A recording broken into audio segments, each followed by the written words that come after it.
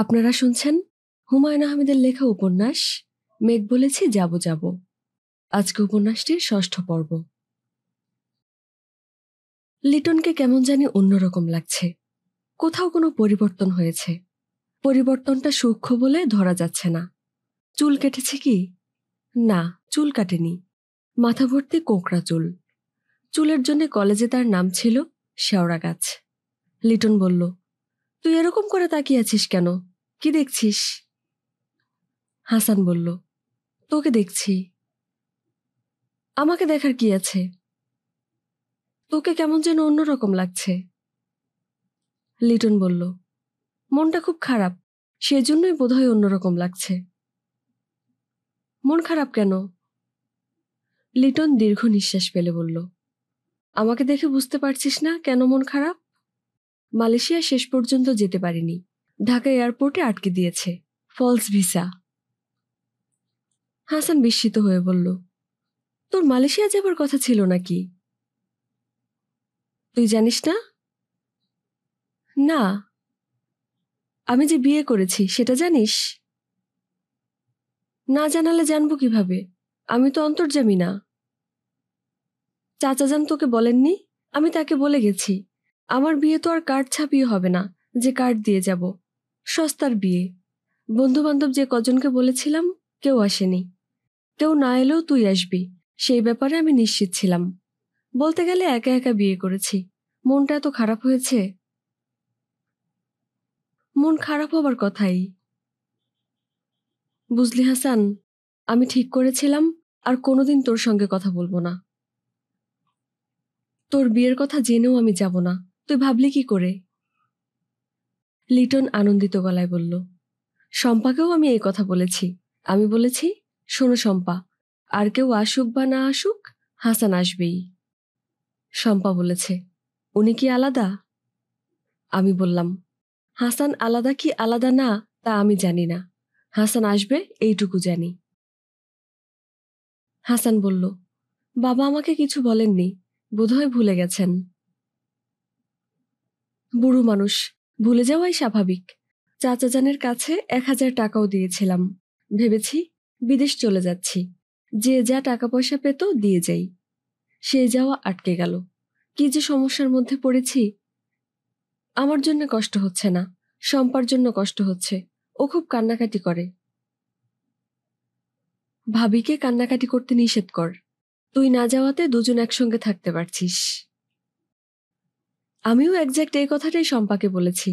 আমাদের দেশের ব্যাপার তো জানিস, সবাই বলাবলি করছে বিদেশ যাওয়াটাও সব ভাওতাবাজি। বিদেশ যাচ্ছে এই ভাওতা দিয়ে বিয়ে করেছে। আমার মনটা যে কি খারাপ তুই দেখে বুঝবি না। মন খারাপের কথা বাদ দে তো, ভাবির কথা বল। ভাবি দেখতে কেমন? দেখতে মোটামুটি, মানে এভারেজ আর কি, কিন্তু অসাধারণ একটা মেয়ে। অন্তরে এত মায়া তুই কল্পনাও করতে পারবি না। আমার সম্পর্কে কেউ একটা কথা বললে তার চোখ দিয়ে চৌচৌ করে পানি পড়ে। একদিন হয়েছে কি শোন, সকালবেলা তাদের বাসায় গিয়ে নাস্তা করার কথা, যেতে পারিনি। রাত ৯টার দিকে গেছি। গিয়ে শুনলাম রাত ৯টা পর্যন্ত তোর ভাবি না খেয়ে বসে আছে। সলিড ফুড তো খাইনি, পানি পর্যন্ত না। এটা পাগলামি না? পাগলামি হলেও সুন্দর পাগলামি। তোরা যতই সুন্দর বলিস, আমি খুব রাগ করেছি। শম্পাকে কঠিন কঠিন কিছু কথা বলবো বলে ভেবেছিলাম, শেষ পর্যন্ত বলিনি। হাইলি সেন্সিটিভ মেয়ে তো, কঠিন কথা শুনে কি করে না করে তার ঠিক আছে, চুপচাপ থাকাই ভালো। ভাবি কোথায় এখন? তোর সঙ্গে? আমার সঙ্গে থাকবে কিভাবে? আমি থাকি মেসে। বউ নিয়ে তো আর মেসে উঠতে পারি না। শম্পা তার বড় মামার সঙ্গে থাকে। আমি প্রতিদিন কমপক্ষে একবার হলেও দেখে আসি। একবার রাতে ছিলামও। ওদের বাসা খুবই ছোট, ২ কামরার বাসা। এতগুলো মানুষ, আমরাই যদি একটা ঘর দখল করে থাকি তাহলে হবে কিভাবে? আর নিউলি ম্যারিড কাপল তো অন্যদের সাথে খাট আড়াআড়ি ভাবে ঘুমোতেও পারে না। হাসান হাসছে। লিটন এখনো ছেলে মানুষ রয়ে গেছে। কি সহজ আন্তরিক ভঙ্গিতেই না সে গল্প করছে। হাসান, শম্পার ছবি দেখবি? সঙ্গে আছে? ওদের ক্যামেরায় কিছু ছবি তুলেছিলাম। 36টা স্ন্যাপ নিয়েছি, 8টা এর মধ্যে নষ্ট হয়েছে। এই দেখ। হাসান ছবি দেখছে। লিটন গভীর আগ্রহে প্রতিটি ছবি ব্যাখ্যা করছে। শম্পার সঙ্গে যে ছোট মেয়েটা দেখছিস, সে শম্পার মামাতো বোন, ক্লাস 2তে পড়ে। এমনিতে খুব শান্ত মেয়ে, একটা বিচিত্র অভ্যাস আছে, আদর করে কামড় দেয়। ওই তো পরশুদিন হঠাৎ শম্পার নাক কামড়ে ধরল, একেবারে রক্ত বের করে দিয়েছে। এই ছবিটা দেখ, শম্পার গলায় যে হারটা দেখতে পাচ্ছিস, এটা রিয়েল না, ইমিটেশন। হাসান বলল, ভাবি তো দেখতে খুব সুন্দর, তুই কি বলছিস? মোটামুটি। সামনাসামনি আরো সুন্দর দেখা যায়, ছবিতে তেমন ভালো আসেনি, ক্যামেরাটাও তো অত ভালো ছিল না। দেখ না, সবাই আউট অফ ফোকাস। তোকে একদিন নিয়ে যাব, শম্পা খুব খুশি হবে। তোর কত গল্প করেছি। আমার আবার গল্প কি? তোর গল্পের কি শেষ আছে? তোর টাকা নেই, পয়সা নেই, তারপরেও তুই আমাদের জন্য যা করিস সেটা কে করে? তোর একটা গল্প শুনে শম্পার চোখে পানি এসে গিয়েছিল। গল্পটা হচ্ছে, থাক, তোকে গল্প বলতে হবে না। আহা শোন না, এই গল্প আমি যে কতজনকে করেছি। ওই যে কলেজে পড়ার সময় আমি অসুস্থ হয়ে পড়লাম, তুই খবর পেয়ে। চুপ কর তো। আচ্ছা, চুপ করলাম। শম্পাকে কবে দেখতে যাবি? হাত একদম খালি, খালি হাতে তাকে দেখতে যাব কিভাবে? কিছু তো নিয়ে যেতে হবে। দেখি, 3-4 দিনের মধ্যেই যাব। তোকে এসে নিয়ে যাব। শুক্রবারে আসি, কিছু নিতে হবে না, তোকে দেখলেই খুশি হবে। উপহার দিয়ে তাকে খুশি করার ক্ষমতা তো আমার নেই। মানুষ দেখিয়ে খুশি করা সেটাও তো কম না। আজ উঠি রে। হাসান তাকে সঙ্গে করেই বেরুল। আজ বুধবার, হিসামুদ্দিন সাহেবের সঙ্গে দেখা করার কথা ছিল। হিসামুদ্দিন সাহেবকে এখনো তার নিজের চাকরির কথা বলা হয়নি। লজ্জার কারণে বলা হচ্ছে না। লিটনের এটা বলে দেখবে নাকি? এই মুহূর্তে তার চেয়ে লিটনের চাকরি অনেক বেশি দরকার। রাস্তায় বের হতেই আশরাফুজ্জামান সাহেবকে দেখা গেল। তিনি কয়েক পলক তাদের দিকে তাকিয়ে হুট করে পাশের গলিতে ঢুকে পড়লেন। আজকাল তিনি ছেলেদের দেখলে সরে পড়েন। হাসানের খুব মায়া লাগছে। মানুষের কত পরিবর্তনই না হয়। একটা সময় ছিল তার পায়ের শব্দেই বুক ধড়ফড় করত। সেই মানুষ আজ পালিয়ে পালিয়ে বেড়ায়। পথে ঘাটে হঠাৎ দেখা হলে এমন বিব্রত হন। লিটন বলল, চাচা যান কি তোকে টাকাটা দিয়েছেন, 1000 টাকা? হাসান বলল, না। তাকে কিছু জিজ্ঞেস করিস না, বুড়ো মানুষ, ভুলে গেছেন। জিজ্ঞেস করলে লজ্জা পাবেন। আমি কিছু জিজ্ঞেস করব না। প্রচণ্ড রোদ উঠেছে। এই রোদে হাঁটতে কষ্ট হয়, হাঁটা ছাড়া উপায় নেই। হাসানের পকেটে 20টা মাত্র টাকা। 20 টাকার একটা চকচকে নোট। নোটটা খরচ করা যাবে না। বেকারদের মধ্যে একটা কুসংস্কার আছে, পকেট একেবারে শূন্য করতে নেই। হাসান ঘড়ি দেখল, হেঁটে যেতে গিয়ে দেরি হয়ে যাবে না তো? দেরি হলেই হিসামুদ্দিন সাহেবের পিএ মোতালেব ভুরু কুঁচকে বলবে, মাই গড, আজও দেরি। ভাবটা যেন সে সবসময় দেরি করেই যাচ্ছে। স্যার তো মনে হয় আজ কথা বলতে পারবেন না। হাসান বলল, ও আচ্ছা। মোতালেব হাই তুলতে তুলতে বলল, স্যারের মেয়ে এসেছে, চিত্রলেখা। সে স্যারের সব টাইম টেবিল ভন্ডুল করে দিচ্ছে। হাসান বলল, চলে যাব? মোতালেব এই প্রশ্নের জবাব দিল না, হাই তুলল। গুরুত্বহীন মানুষের সঙ্গে কথা বলার সময় গুরুত্বপূর্ণ মানুষদের শরীরে অক্সিজেনের অভাব হয়, তাকে ঘন ঘন হাই তুলতে হয়। মোতালেব এই জন্যই হাই তুলছে।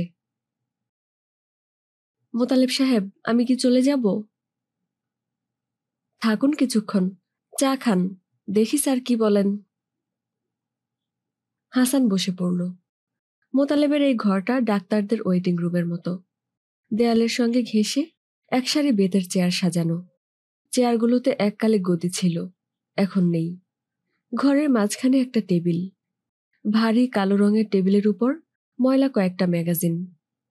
ঘরের এক কোণায় ছোট্ট টেবিল নিয়ে ডাক্তার সাহেবের অ্যাসিস্ট্যান্টের মতো বিরক্ত মুখে মোতালেব বসে থাকে। মোতালেবের হাতে মুন্সি আমিরুদ্দিনের লেখা চটি একটা বই, নাম প্রেমের সমাধি। বইটির কভারে একটা ফুটন্ত ফুলের ছবি। সেই ফুলের উপর কুৎসিত দর্শন একটা পোকা উঠছে। পোকাটার গায়ের রং ঘন কৃষ্ণ, চোখ টকটকে লাল। পোকাটা খুব সম্ভবত ভ্রমর, তবে দৈত্যাকৃতি ভ্রমর। প্রেমের সমাধি নামের এই চটি বইটি মোতালেব গত 2 মাস ধরে পড়ছে। হাসান ঠিক করে রেখেছে, মোতালেব সাহেবের এই বই পড়া শেষ হলে সে বইটা তার কাছ থেকে ধার করে নিয়ে পড়ে দেখবে ব্যাপারটা কি। ডাক্তারের ঘরে যেমন ওষুধের গন্ধ থাকে, এই ঘরেও তেমনি ওষুধের কড়া গন্ধ। এই গন্ধ রহস্য হাসান বের করেছে, ইনসেকটিসাইডের গন্ধ। বাগানের ফুল গাছে প্রতি সপ্তাহে একবার স্প্রে করে ইনসেকটিসাইড দেয়া হয়। ইনসেকটিসাইডের বোতল এই ঘরের আলমিরায় তালাবন্ধ থাকে। আলমিরায় হাতে লেখা একটা নোটিশ আছে, বিপজ্জনক।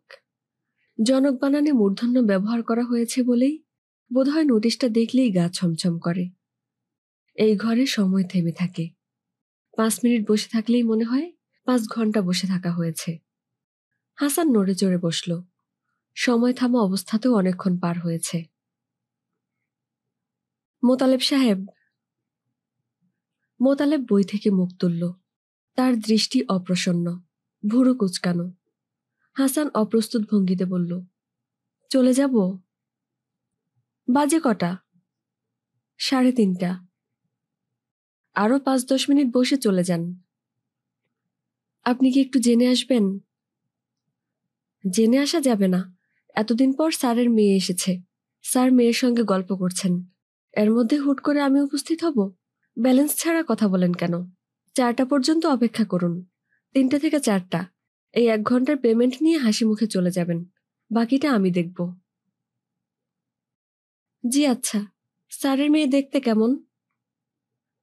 দেখতে কেমন তা দিয়ে আপনার কোনো দরকার আছে? জি না। তাহলে জানতে চান কেন?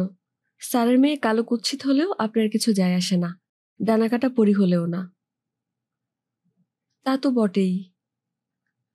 হাসান একটা ম্যাগাজিন হাতে নিল। সময় কাটানোর জন্যে রোমহর্ষক অপরাধের কাহিনী পড়া ছাড়া কোনো গতি নেই। অপরাধের কাহিনী ছাড়া এখন কোনো ম্যাগাজিন প্রকাশিত হয় না। দেশে তেমন কোনো মজাদার অপরাধের কাহিনী পাওয়া না গেলে বিদেশি অপরাধের কাহিনী ছেপে দেয়া হয়। লস অ্যাঞ্জেলসের 3 সমকামী তরুণীর গোপন কাহিনী জাতীয় মজাদার কেচ্ছা। আপনি কি হাসান সাহেব?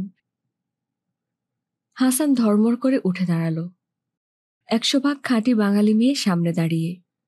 কেউ না বলে দিলেও পরিষ্কার বোঝা যাচ্ছে এই মেয়ের নাম চিত্রলেখা। বাবার মতো টকটকে গায়ের রং না, শ্যামলা মেয়ে, মাথা ভর্তি চুল। চুল নিয়ে সে খানিকটা বিব্রত, একটু পরপর মুঠো করে চুল ধরছে। খুব সাধারণ সুতির শাড়ি পরেছে। মনে হচ্ছে এই সাধারণ শাড়িটা না পরলে তাকে মানাতো না। সবচেয়ে মজার ব্যাপার, মেয়েটির পায়ে স্যান্ডেল নেই, খালি পা। খালি পাতেও তাকে মানিয়েছে। মনে হচ্ছে কোনো স্যান্ডেলেই এই মেয়েকে মানাতো না। এক ধরনের মানুষ আছে যাদের সবকিছুতেই মানায়, এও বোধহয় সেরকম কেউ। আপনি হাসান সাহেব তো? জি। আপনার না 3টার সময় বাবার ঘরে যাওয়ার কথা? আমি আপনার জন্যই বসেছিলাম। আমার জন্যে? জি। আপনাকে বাবা কী সব গল্প বলেন, এই সব। আর আপনি কিভাবে নোট করেন তাও দেখব। ও আচ্ছা, আমি তো আমার পরিচয় দেইনি। আমার নাম চিত্রলেখা। জি, আমি বুঝতে পেরেছি। কিভাবে বুঝলেন? ও আচ্ছা, বোঝাটাই তো স্বাভাবিক। নিশ্চয়ই এর মধ্যে শুনে ফেলেছেন যে আমি এসেছি, তাই না? জি। আসুন আমার সঙ্গে। কোথায়? বাবা আপনার জন্য অপেক্ষা করছেন। হাসান পেছনে পেছনে যাচ্ছে। তার খুব ইচ্ছে করছে জিজ্ঞেস করে, আপনি খালি পায়ে হাঁটছেন কেন? জিজ্ঞেস করল না। এ ধরনের প্রশ্ন করার মতো ঘনিষ্ঠতা মেয়েটির সঙ্গে হয়নি, কোনোদিন হবেও না। হাসান সাহেব। জি।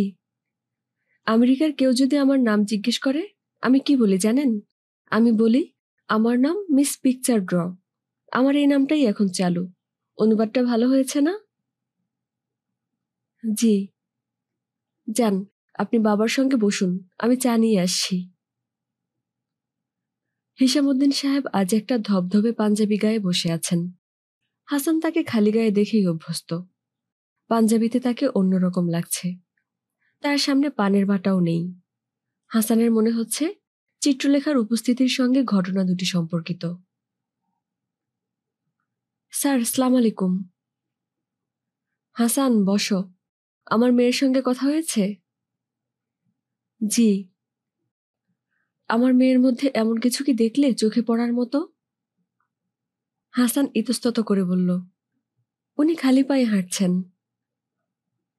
হিসামউদ্দিন হাসতে হাসতে বললেন, আরে দূর, খালি পায়ে হাঁটছে কারণ স্যান্ডেল খুঁজে পাচ্ছে না।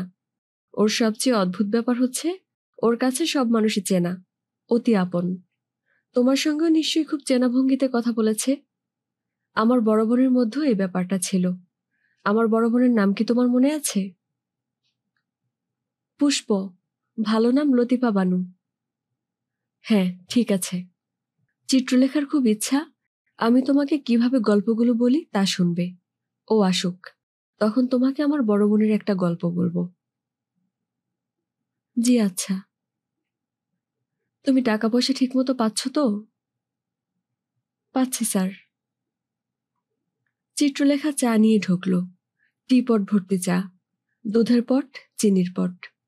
হাসান অবাক হয়ে লক্ষ্য করল প্রথম চায়ের কাপটি চিত্রলেখা তার বাবার জন্য না বানিয়ে তার জন্য বানাচ্ছে। খুব সাধারণ একটা ভদ্রতা। হাসানের মতো অভাজনের জন্যে এ ধরনের ভদ্রতা চিত্রলেখাদের মতো মানুষরা করে না, তার প্রয়োজন নেই। হাসান সাহেব, আপনি কতটুকু চিনি খান? 3 চামচ। আজ প্রথম দিন বলে 3 চামচ দিচ্ছি। দয়া করে চিনি খাওয়া কমাবেন। আমি কিন্তু ডাক্তার, অকারণে উপদেশ দিই না। যখন প্রয়োজন তখনই উপদেশ দেই। হিসামউদ্দিন বললেন, তোর স্যান্ডেল পাওয়া গেছে? চিত্রলেখা হাসি মুখে বলল, এক পাটি পাওয়া গেছে, অন্য পাটি খোঁজা হচ্ছে। হিসামউদ্দিন বললেন, তোর কি এক জোড়াই স্যান্ডেল? হ্যাঁ, 100 জোড়া স্যান্ডেল দিয়ে আমি কি করব? আমি কি লেডি ইমালডা? বাবা, তোমার গল্প শুরু করো। চিত্রলেখা ঠিক তার বাবার মতোই দেয়ালে ঠেস দিয়ে বসেছে, একটা হাত তার গালে। সাধারণ নিয়ম হচ্ছে যে গল্প বলে শ্রোতারা তার দিকেই তাকিয়ে থাকে। এক্ষেত্রে নিয়মের ব্যতিক্রম করে চিত্রলেখা তাকিয়ে আছে হাসানের দিকে। তার চোখ চাপা কৌতুকে ঝিলমিল করছে। হিসামউদ্দিন গল্প শুরু করেছেন। আমাদের নেত্রকোনার বাসায় একটা শিউলি গাছ ছিল। শিউলি গাছ জংলি ধরনের হয়, খসখসা পাতা, ঝুপড়ির মতো বড় হয়। জঙ্গলে জন্মালেই এই গাছগুলোকে মানাতো। শিউলি গাছের আরো সমস্যা আছে, শুঁয়োপোকা। বৎসরের একটা সময়ে আমাদের শিউলি গাছ ভর্তি হয়ে যেত শুঁয়োপোকায়। সেই সময় বাবা ঠিক করতেন গাছ কেটে ফেলা হবে। বড় আপার জন্যে কাটা হতো না। শিউলি ফুল তার খুব প্রিয় ছিল। গাছটার ফুল ফোটাবার ক্ষমতা ছিল অসাধারণ। শীতের সময় উঠোন ফুলে ফুলে ভরে থাকত। বড় আপা বলতেন, জ্যোৎস্নার চাদর। যাই হোক, এক বছর হঠাৎ কি হলো, গাছটায় ফুল ফুটল না, একটা ফুলও না। আমরা সবাই খুব অবাক হলাম। বড় আপা হলেন অস্থির। গাছটায় একটা ফুলও ফুটবে না, এ কেমন কথা?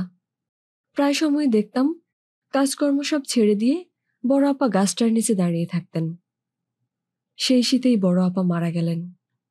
অতি তুচ্ছ কারণে তার মৃত্যু হলো। বাথরুমে পা পিছলে পড়ে মাথায় ব্যথা পেলেন। সামান্য ব্যথা, তেমন কিছু না। রান্নাবান্না করলেন, আমাদের খাওয়ালেন, নিজে কিছু খেলেন না। তার নাকি শরীরটা ভালো লাগছে না, মাথা ঘোরাচ্ছে। তিনি বাতি নিভিয়ে বিছানায় শুয়ে রইলেন। তার 8 ঘন্টা পর বাবাকে ডাকলেন। বাবা বিছানায় তার পাশে বসলেন। বড় আপা বললেন, বাবা, তুমি আমার মাথার চুল বিলি করে দাও। তারপর হঠাৎ করে বললেন, আমি মরে যাচ্ছি বাবা। বাবা ভয় পেয়ে আমাদের সবাইকে ডাকলেন। তার ঘণ্টাখানিকের মধ্যেই বড় আপা মারা গেলেন। নেত্রকোনা বড় মসজিদের গোরস্থানে তার কবর হলো। হতদরিদ্র পরিবারের মৃত্যুশোক স্থায়ী হয় না। 7 দিনের মাথায় বাসার সব মোটামুটি ঠিক হয়ে গেল। সেই সময় একটা আনন্দের ব্যাপারও ঘটল। বাবা একটা চাকরি পেয়ে গেলেন। চাকরি তেমন ভালো না, তবে বাবা খুব উল্লসিত, কারণ এই চাকরিতে বাড়তি আয়ের সুযোগ সুবিধা খুবই ভালো। মাছ সাপ্লাইয়ের কাজ। ভাটি অঞ্চলের বড় বড় মাছ কাঠের পেটিতে বরফ দিয়ে ভরে ঢাকা পাঠানো। বরফের প্যাকিং হয় রাতে। এর মধ্যে দু একটা মাছ এদিক ওদিক করা যায়, তাতে কেউ কিছু মনেও করে না। এই ধরনের ক্ষতি হিসেবের মধ্যে ধরা থাকে। বাবা আনন্দিত গলায় বললেন, এইবার দেখা যাবে তোরা কে কত মাছ খেতে পারিস। মাছের বড় বড় পেটি খেয়ে দেখবি একসময় মাছের উপর ঘেন্না ধরে যাবে। তখন মাছের ছবি দেখলেও ওয়াক্থু করে বমি করে ফেলবি। চাকরি শুরু করার 3 দিনের মাথায় বাবা বিশাল এক চিতল মাছ নিয়ে শেষ রাত্রে বাসায় চলে এলেন। মহা উৎসাহে চিতল মাছ রান্না করলেন। সকালে নাস্তার বদলে বারান্দায় পাটি পেতে চিতল মাছের পেটি দিয়ে আমরা ভাত খেতে বসলাম। আর তখনই আমার মেজ বোন ময়না চেঁচিয়ে বলল, দেখো দেখো। আমরা অবাক হয়ে দেখলাম শিউলি গাছের নিচটা ফুলে ফুলে সাদা হয়ে আছে। শিউলি গাছ আবার ফুল ফোটাতে শুরু করেছে। হাসান, আজ এই পর্যন্তই, চিত্রলেখা বলল। হাসান সাহেব, আপনি কি আরেক কাপ চা খাবেন? জি না। আপনি কি বাবার সব গল্প লিখে ফেলেছেন? জি। পরের বার যখন আসবেন লেখা কপিগুলো নিয়ে আসবেন, আমি একটু পড়ে দেখব। আপনি পরের বার কবে আসবেন? আমি প্রতি বুধবারে আসি। আপনি বললে আমি কালই দিয়ে যাব। প্লিজ, আমার খুব পড়ার ইচ্ছা। চলুন, আমি আপনাকে এগিয়ে দিয়ে আসি। না না, এগিয়ে দিতে হবে না। অবশ্যই এগিয়ে দিতে হবে, আমি খুবই ভদ্র মেয়ে। হাঁটতে হাঁটতে চিত্রলেখা বলল, হাসান সাহেব। জি। বাবার গল্পগুলো শুনতে আপনার কেমন লাগে? ভালো লাগে। বাবা খুব গুছিয়ে গল্প বলেন। লেখক হলেও তিনি খুব নাম করতেন। জি। তবে আপনাকে একটা গোপন তথ্য দিচ্ছি, বাবার গল্পে কিছু বানানো ব্যাপার আছে। আপনি সামনে ছিলেন বলে আমি বাবাকে ধরলাম না, আপনি সামনে না থাকলে অবশ্যই ধরতাম। হাসান বলল, কোন জিনিসটা বানানো? ওই যে শিউলি গাছে বাবার বড় বোন পুষ্পের মৃত্যুর পরপর ফুল ফুটল, সেটা। বানানো বলছেন কেন? কারণ এই গল্প বাবা আমাকেও বলেছেন। তখন গল্পটা অন্যরকম ছিল। কি রকম ছিল? আমাকে বাবা বলেছিলেন, তার বড় বোনের মৃত্যুর পর আমাদের দাদাজানের সব রাগ গিয়ে পড়ল গাছটার উপর। তিনি পাগলের মতো সামান্য মাছ কাটা বটি দিয়ে কুপিয়ে কুপিয়ে গাছটা কেটে ফেললেন। ও আচ্ছা, উনি হয়তো ভুলে গেছেন। এরকম একটা বড় ঘটনা ভুলে যাবার কথা তো না। সবগুলো ডাল হয়তো কাটা হয়নি, একটা রয়ে গিয়েছিল, সেই ডালে ফুল ফুটেছে।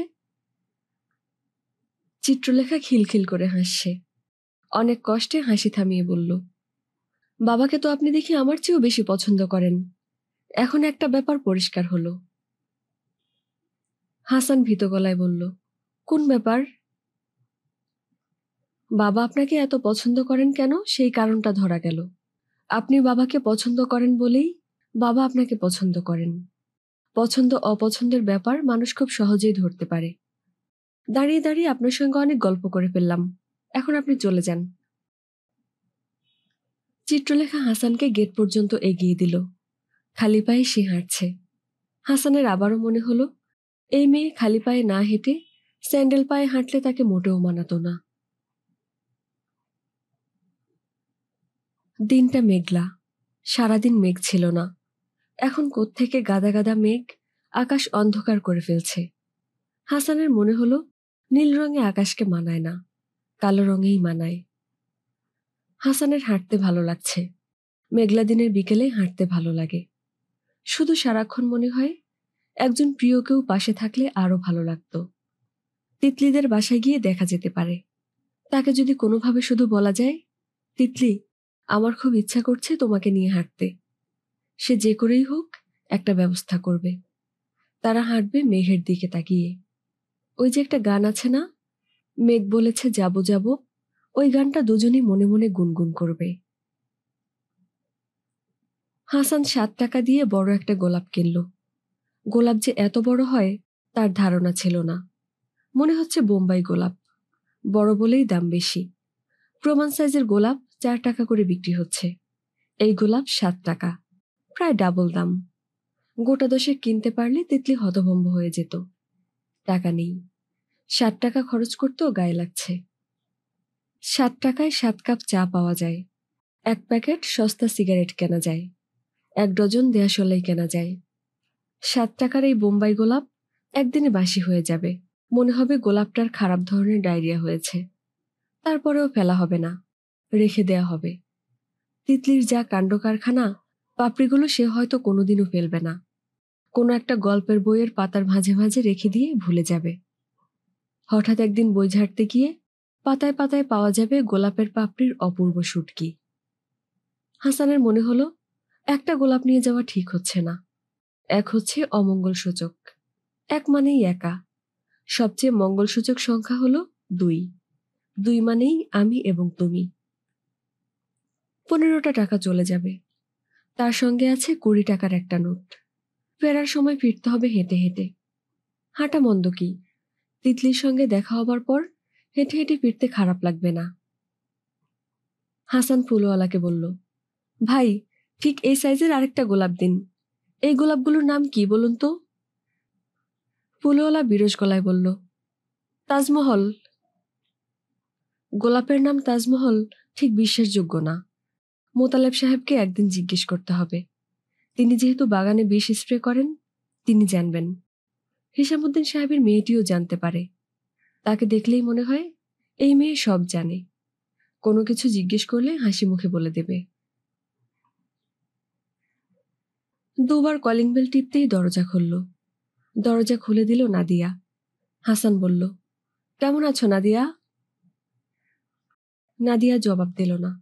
হাসান জানে নাদিয়া জবাব দেবে না। এই মেয়েটা অসম্ভব লাজুক, তবে একবার কথা শুরু করলে ফরফর করে অনেক কথা বলে। ওই দিন খুব কথা বলেছে। তোমার প্রিপারেশন কেমন হলো? জি ভালো। সব বই নিশ্চয়ই ঠুঁটস্থ হয়ে গেছে? নাদিয়া জবাব দিল না। চোখ বড় বড় করে হাসানের দিকে তাকিয়ে রইল। হাসানের একটু অস্বস্তি লাগছে। এই মেয়েটা কখনো তো এরকম করে তাকায় না। ব্যাপারটা কি? তিতলি বাসায় আছে? জি না। কোথায় গেছে? তার ফুফুর বাসায়? জি না। হাসান ভাই, আপনি বসুন, আপনাকে সব বলছি। হাসান হঠাৎ বুকে একটা ধাক্কা খেল। তিতলির কি কোনো অসুখ বিসুখ করেছে? হাসপাতালে ভর্তি করতে হয়েছে? নাকি তার চেয়েও খারাপ কিছু? না, তার চেয়ে খারাপ কিছু না। তার চেয়ে খারাপ কিছু হলে নাদিয়া এমন সহজভাবে কথা বলতে পারত না। কিন্তু সহজভাবে কি সে কথা বলছে? কি হয়েছে নাদিয়া? আপার কাল রাতে হঠাৎ করে বিয়ে হয়ে গেছে। ফুফু একটা ছেলের সঙ্গে কথাবার্তা বলছিলেন, সেই ছেলের সঙ্গে। তিতলির বিয়ে হয়ে গেছে? জি। ও এখন তার শ্বশুর বাড়িতে? জি। ও আচ্ছা। নাদিয়া, আমি তাহলে আজ যাই। হাসান ভাই, প্লিজ আপনি 1 সেকেন্ডের জন্য হলেও বসে যান। আপনি এভাবে চলে গেলে আমি সারা রাত কাঁদব। হাসান কিছু বলল না, বসল। তার কেমন অদ্ভুত লাগছে। তার মনে হচ্ছে এই ঘরের আলো হঠাৎ অনেক বেড়ে গেছে। ঘরের এক প্রান্তে 60 পাওয়ারের বাতি জ্বলছে না, জ্বলছে ফ্লাড লাইটের তীব্র আলো। সেই আলো চোখে লাগছে, চোখ জ্বালা করছে। খুব ঠান্ডা পানি চোখে মুখে ছিটাতে পারলে ভালো লাগতো। হাসান ভাই। হুম। চা খাবেন হাসান ভাই? আপনার জন্য 1 কাপ চা নিয়ে আসি। মেয়েটা এভাবে কথা বলছে কেন? মনে হচ্ছে সে কেঁদে ফেলবে। কেঁদে ফেলার মতো কিছু হয়নি। তিতলি একটা সমস্যায় পড়ে বিয়ে করতে বাধ্য হয়েছে। এরকম সমস্যা তো হতেই পারে। নাদিয়া, আমি চা খাবো না, তবে একটু পানি খাওয়াতে পারো। খুব তৃষ্ণা লেগেছে। আচ্ছা থাক, পানি লাগবে না। হাসান ভাই, আপনি বসুন, আমি এক্ষুনি পানি এনে দিচ্ছি। নাদিয়া ছুটে বের হয়ে গেল। আর প্রায় তৎক্ষণাৎ হাসানের মনে হলো তিতলি এ বাড়িতেই আছে। নাদিয়া ছোট্ট একটা মিথ্যে বলেছে।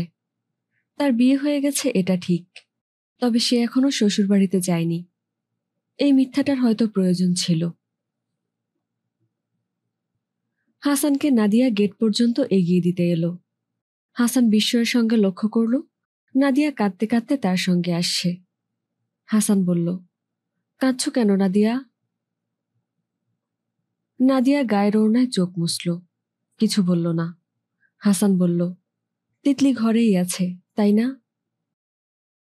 নাদিয়া ক্ষীণ স্বরে বলল, জি।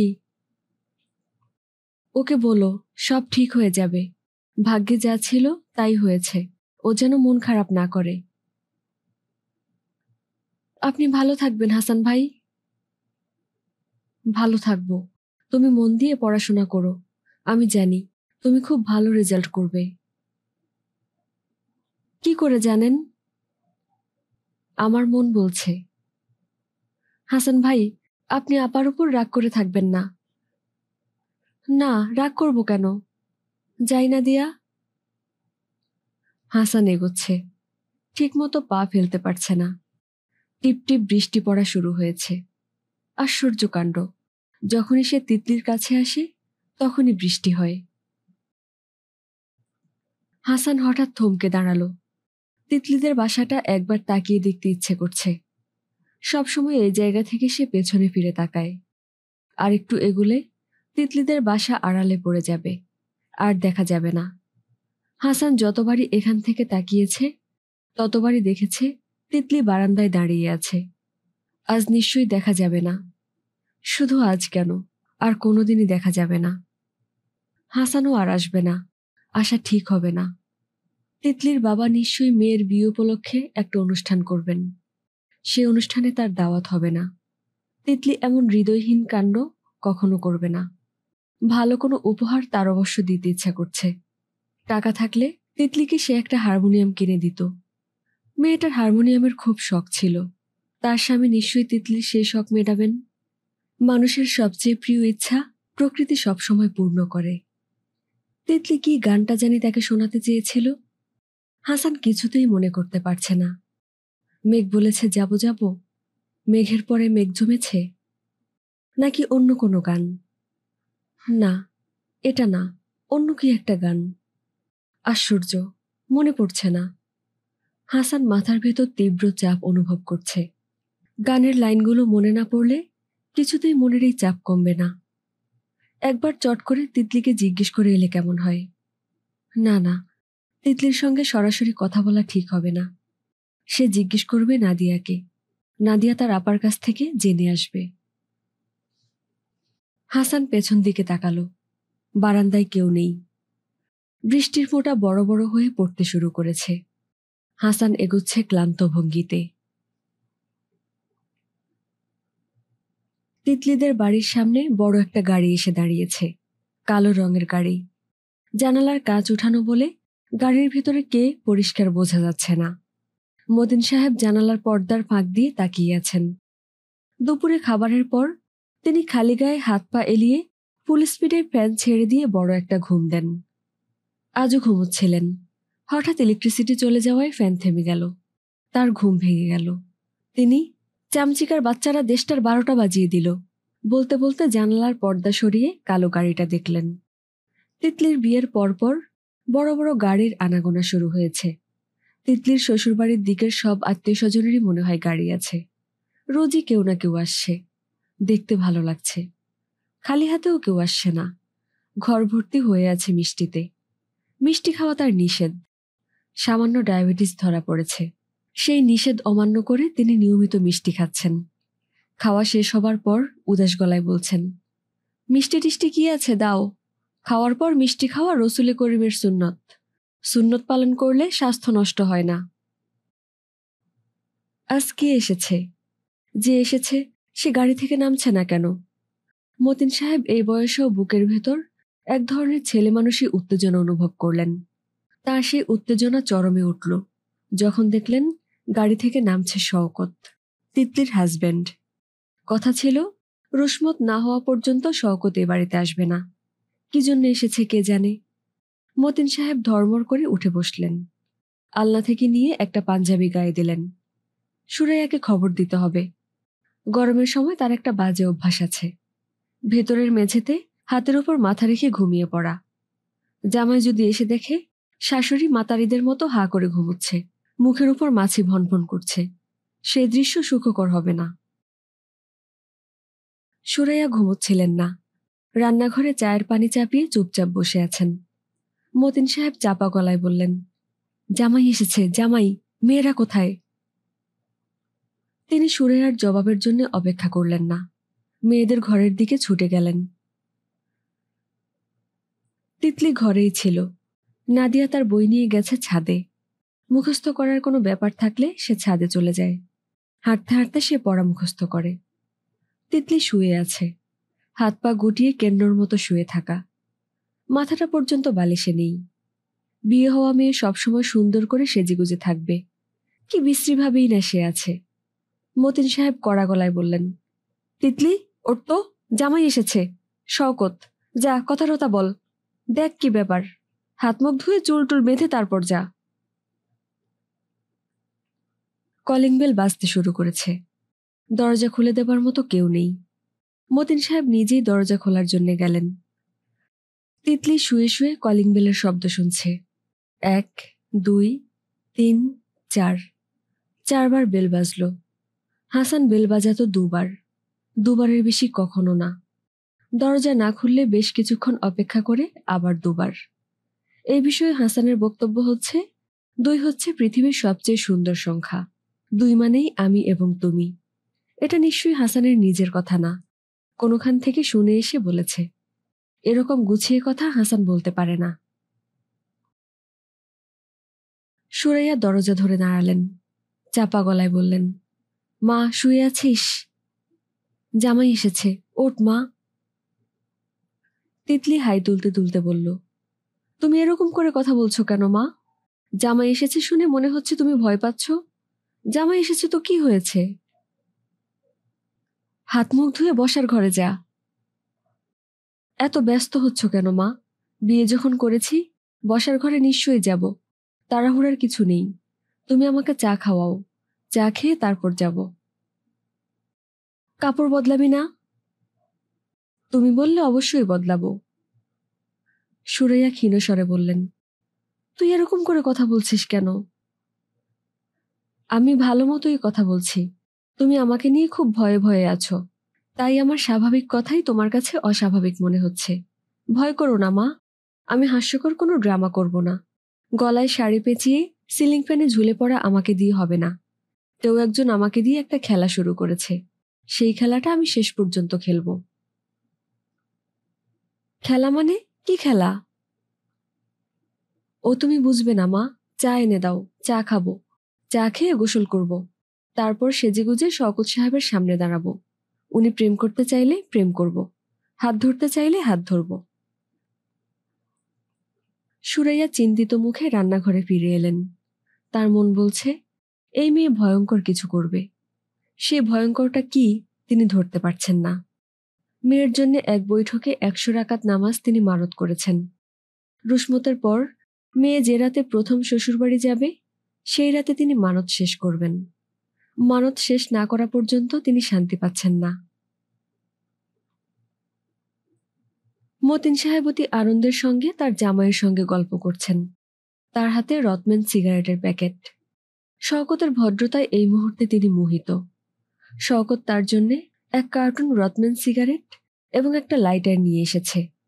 এমন সুন্দর লাইটার তিনি তার জন্মে দেখেননি, কখনো দেখবেন এই আশাও করেন না। লাইটারটা কালো রঙের, ছোট্ট একটা লাল বোতাম আছে।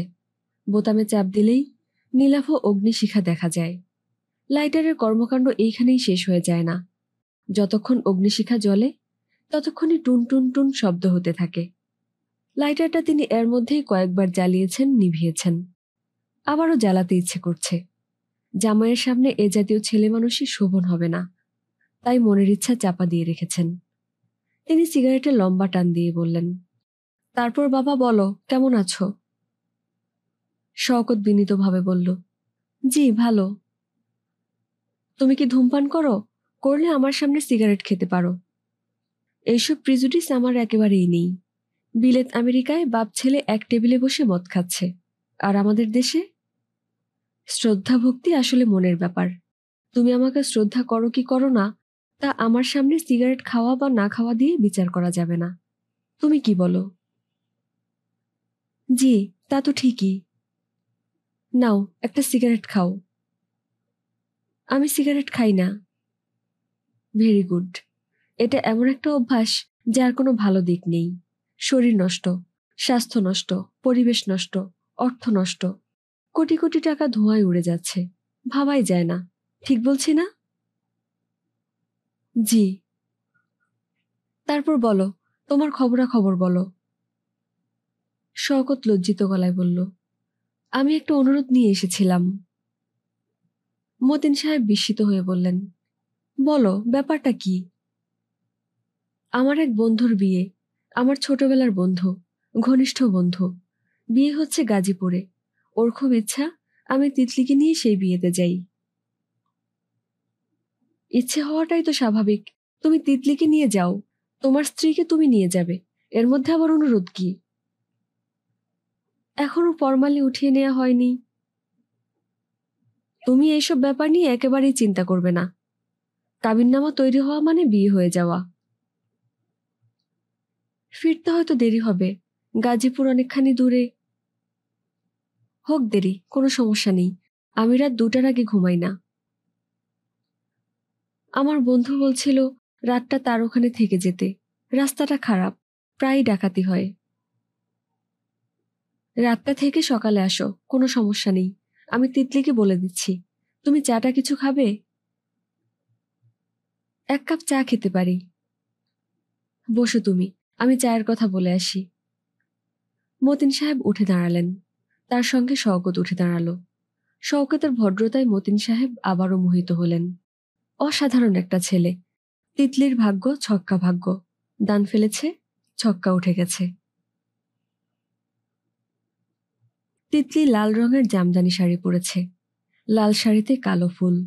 শাড়ির পাড়টাও কালো। যেহেতু বিয়েতে যাচ্ছে, সুরাইয়া মেয়েকে কিছু গয়নাও পরিয়েছেন।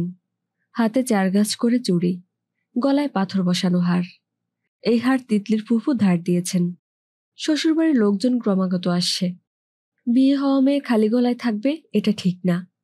তিতলির কানে সবুজ পাথরের 2টা দুল।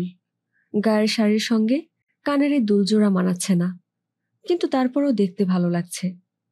তিতলি আয়নার সামনে দাঁড়িয়ে বলল, মা, আমাকে কেমন লাগছে? সুরাইয়া সেই প্রশ্নের জবাব দিলেন না। মেয়ের বাঁ হাতের চেটোয় হালকা করে থুথু দিলেন।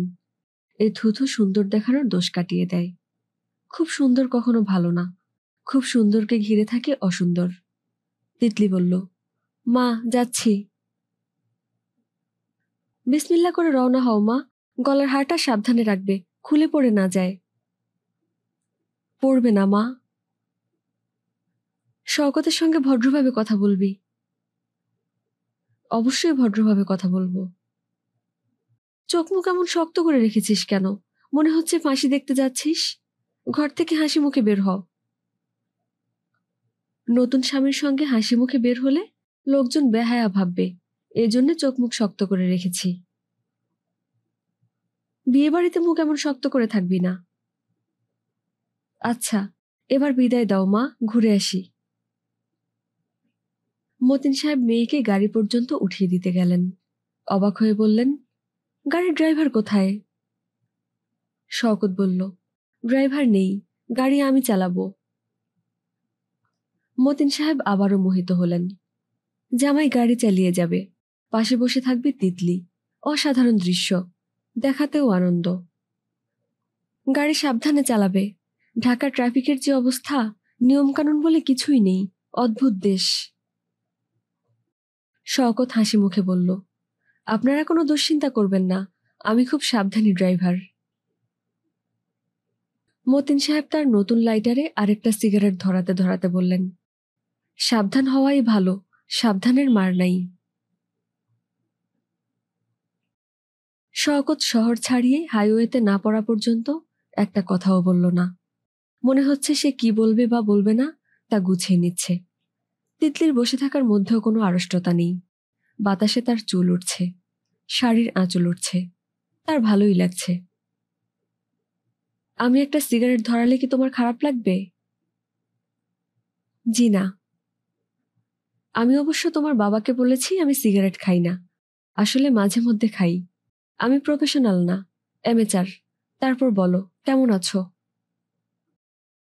জি, ভালো আছি। বলো তো আমরা কোথায় যাচ্ছি? আপনার খুব ঘনিষ্ঠ একজন বন্ধুর বিয়েতে, গাজীপুর। এখানেও আমি তোমার বাবাকে একটা মিথ্যা কথা বলেছি।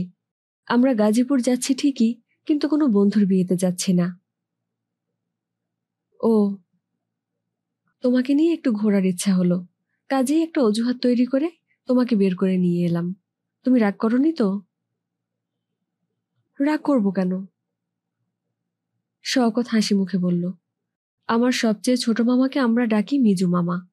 উনি ফটকাবাজি ব্যবসা করে কোটিপতি হয়েছেন।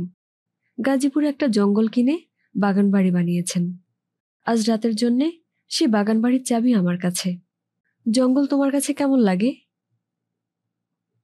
জানি না, জঙ্গলে তো কখনো থাকিনি।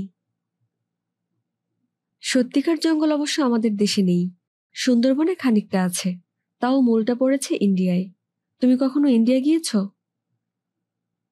জি না। আমি নিয়ে যাব। ইন্ডিয়ার উত্তরপ্রদেশে বড় বড় জঙ্গল আছে। হুমায়ুনের মানুষ খেকো বাঘ বইটা পড়েছ? জিম করবেটের লেখা?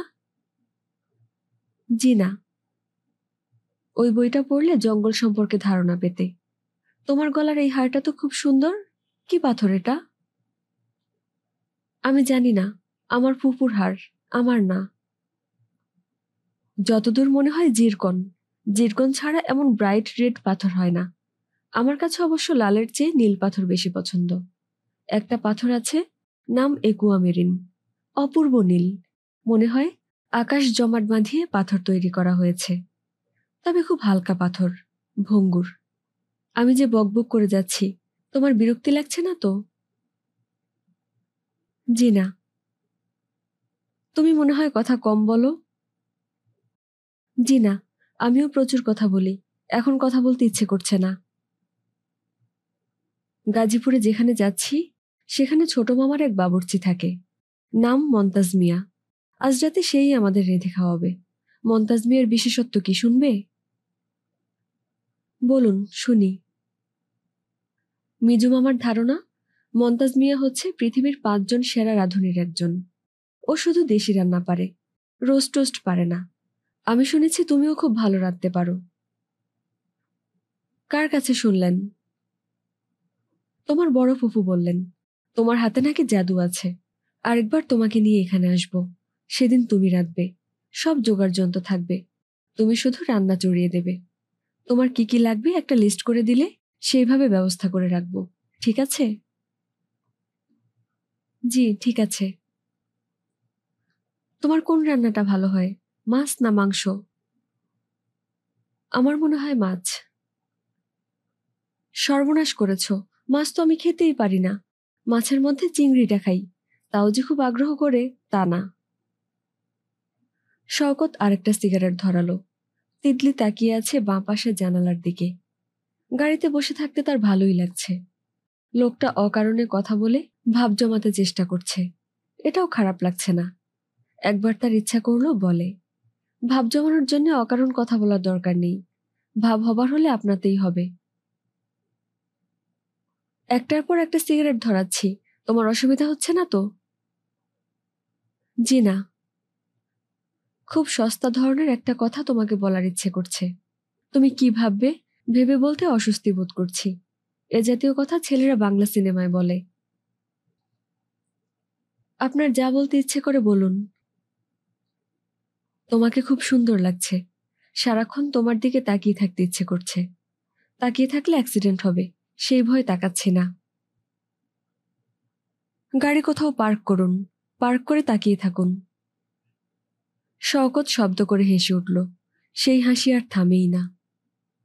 বাগান বাড়িতে পৌঁছে শওকতের মুখের হাসি পুরোপুরি মিলিয়ে গেল। গেট তালাবন্ধ। আশপাশে কেউ নেই। ডাকাডাকি, চিৎকার, তালা ধরে ঝাঁকুনি, কিছুতেই কিছু না। চারদিক জনমানব শূন্য। তিতলি বলল, আপনি না বলেছিলেন আপনার কাছে চাবি আছে? শওকত বিরক্ত মুখে বলল, ভেতরের ঘরের চাবি, গেটের চাবি নেই। সবাইকে খবর দেয়া আছে, তারপরেও এই কি অবস্থা?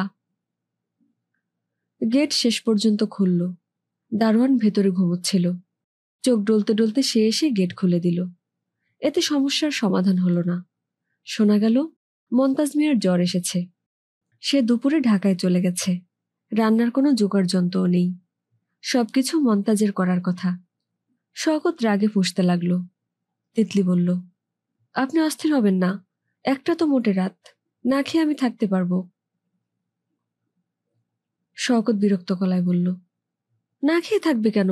আমি বাজারে যাচ্ছি, যা পারি নিয়ে আসবো, দারোয়ান রাঁধবে। তুমি একা থাকতে পারবে তো? ঠিক একাও না, দারোয়ান থাকবে। থাকতে পারবে? পারবো।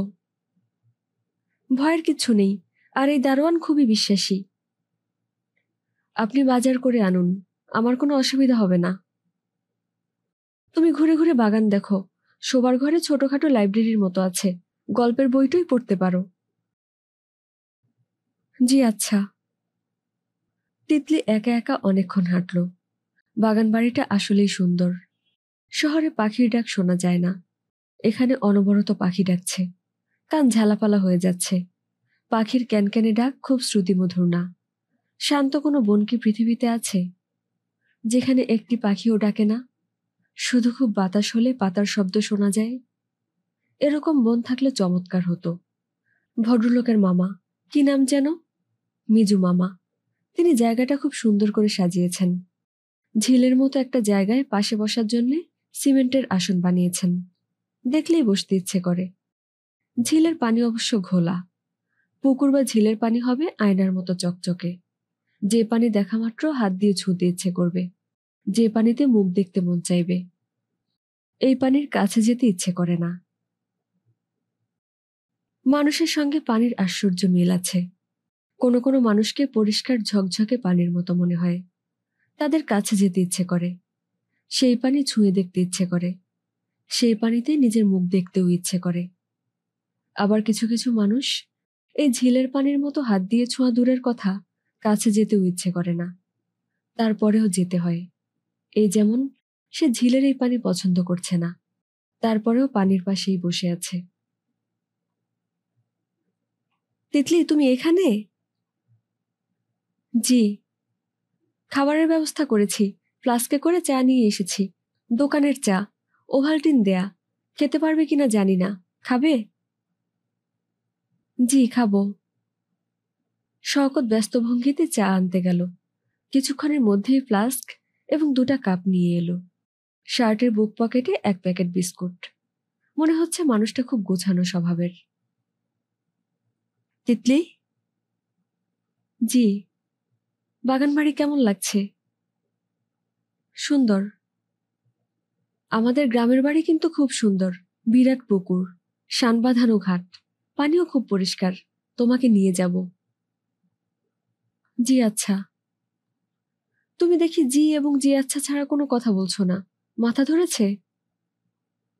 জি। এই নাও প্যারাসিটামল। আমি গাড়িতেই বুঝেছি তোমার মাথা ধরেছে। 1 পাতা প্যারাসিটামল নিয়ে এসেছি।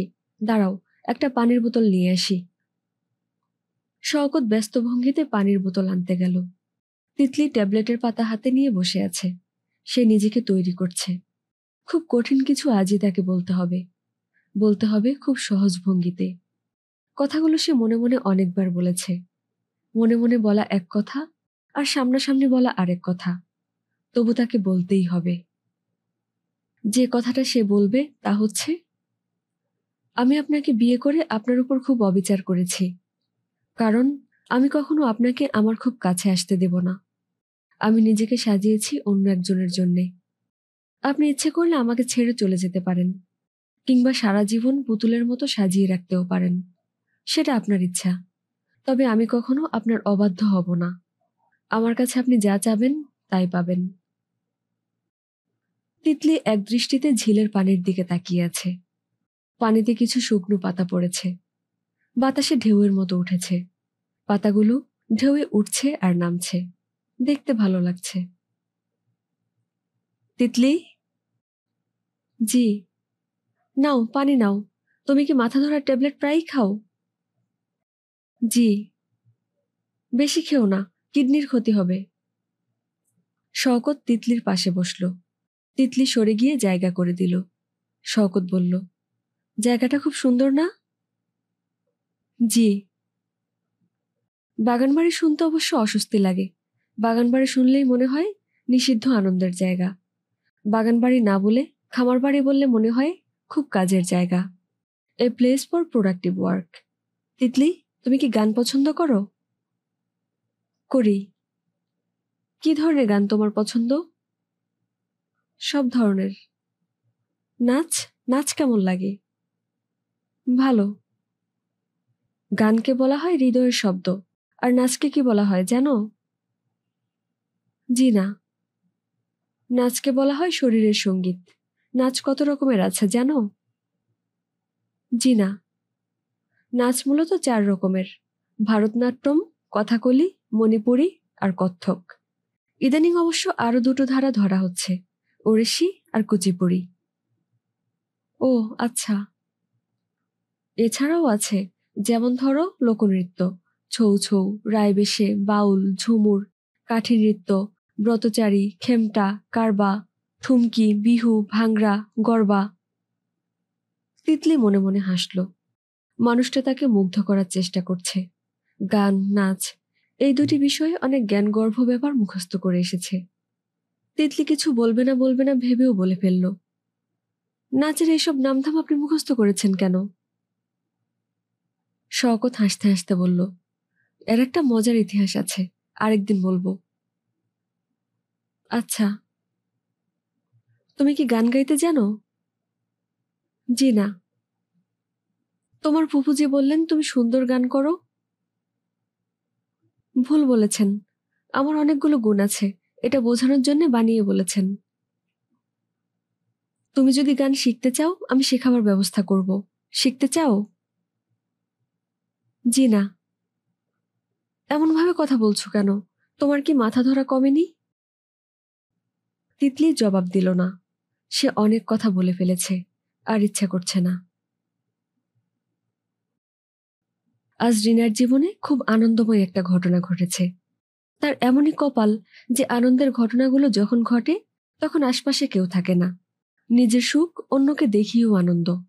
এই সুখ থেকে রিনা বারবার বঞ্চিত হয়েছে। দুপুরে খাওয়া দাওয়া শেষ করে একটা গল্পের বই নিয়ে সে ঘুমোতে গেছে। ফ্যান ছেড়ে দিয়ে ঠান্ডা মেঝেতে সে শুয়ে শুয়ে গল্পের বই পড়তে পড়তে ঘুমিয়ে পড়বে। এই ঘুমের আলাদা মজা। ঘুমে যখন চোখ প্রায় বন্ধ হয়ে আসছে তখন কমলার মা বলল, আপনারা কে জানি খুঁজে, বুড়া এক লোক। রিনা বিরক্ত হয়ে বসার ঘরে গেল। মাথা ভর্তি সাদা চুলদাড়ির এক ভদ্রলোক বসে আছেন। এই গরমেও তার গায়ে সাদা সামার কোট। ভদ্রলোককে খুব চেনা লাগছে, আবার ঠিক চেনাও যাচ্ছে না। ভদ্রলোক বললেন, কি রে, রিন রিন টিন টিন, চিনতে পারছিস না? রিনা হতভম্ব গলায় বলল, ছোট মামা। যাক, চুলদাড়ি দিয়ে তোকে বিভ্রান্ত করতে পারিনি। তোকে কিন্তু আমি একবার দেখেই চিনেছি। হাফ প্যান্ট পরা অবস্থায় তোর চেহারা যা ছিল, শাড়ি পরা অবস্থাতেও তাই আছে, একটুকুও বদলায়নি। রিনা তার ছোট মামার উপর ঝাঁপিয়ে পড়ল। কত প্রিয় একজন মানুষকে কতদিন পরে দেখা। মনে হচ্ছে অন্য কোনো জীবন থেকে মানুষটা হঠাৎ করে উঠে এসেছে, যেন একটা স্বপ্ন দৃশ্য। মা শোন, কেঁদে সময় নষ্ট করিস না, আমি এক্ষুনি চলে যাব। আমি গত 3 দিন ধরে ঢাকায় আছি, কিন্তু তোর ঠিকানা বের করতে পারছিলাম না। আজ বিকেলে ফ্লাইট। এক্ষুনি চলে যাবে? হ্যাঁ, এক্ষুনি চলে যাব। আমি হংকংয়ের একটা সেমিনারে এসেছিলাম, হঠাৎ ভাবলাম বাংলাদেশ হয়ে যাই। তোর সঙ্গে দেখা হবার আশা ছেড়েই দিয়েছিলাম, তবু যাক, শেষ মুহূর্তে দেখা হলো। তুমি এমন বুড়ো হয়ে গেলে কেন মামা?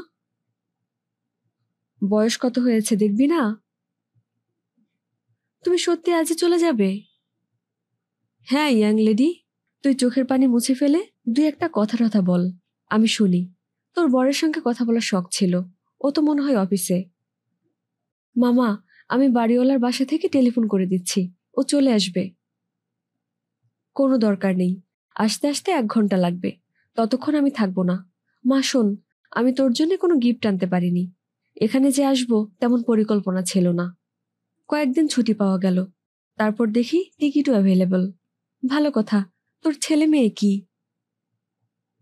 2 ছেলে মামা, টগর এবং পলাশ। বাহ, নাম তো খুব সুন্দর।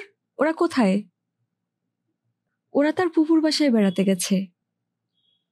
আমার ভাগ্য খারাপ, কারোর সঙ্গে দেখা হলো না। মা শোন, আমি কিন্তু আর 10 মিনিট থাকবো, তারপর উঠবো।